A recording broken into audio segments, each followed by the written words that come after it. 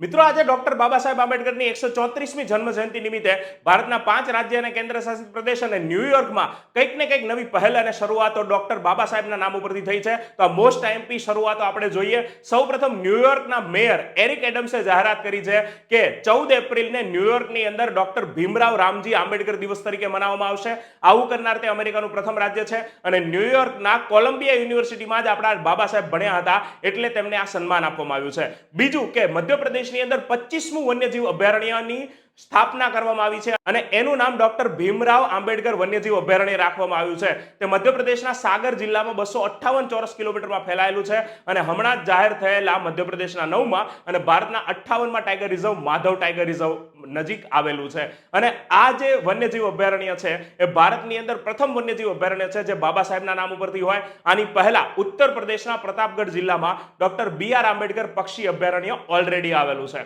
એના બાદ ઉત્તર પ્રદેશની અંદર ઝીરો પોવર્ટી મિશન જે એપ્રિલ મહિનાના અંતમાં શરૂ થવાનું છે એનું નામ બદલીને ડોક્ટર BR આંબેડકર ઉપરથી રાખવામાં આવશે. આ યોજનાની અંદર દર ગ્રામ પંચાયતની અંદર 20 થી 25 એવા પરિવારો ઓળખવામાં આવશે જેમણે આજ સુધી સરકારી સહાયનો લાભ નથી લીધો અને ઉત્તર પ્રદેશમાં આવા 14 થી 15 લાખ પરિવારોને મદદ કરવામાં આવશે. એના બાદ ગોવાની અંદર આંબેડકર ભવનની જાહેરાત કરવામાં આવી છે જે 2400 ચોરસ મીટરમાં ફેલાયેલું હશે અને અહીંયા ગોવા અને બહારથી આવતા વિદ્યાર્થીઓ જે છે એમને છાત્રાલયની સુવિધા મળશે. એના બાદ દિલ્હીએ 15 દિવસના એક મિશનની જાહેરાત કરી છે જે આજથી એટલે કે 14 એપ્રિલથી શરૂ થાય છે અને દિલ્હીની તમામ સ્કૂલમાં જે વિદ્યાર્થીઓ છે એમને ડોક્ટર બાબા સાહેબ આંબેડકરના જીવન, સંઘર્ષ અને એમના આદર્શ અને મૂલ્યો શીખવવામાં આવશે જેથી જે દેશભાવના છે એ વિદ્યાર્થીઓમાં જાગૃત થાય.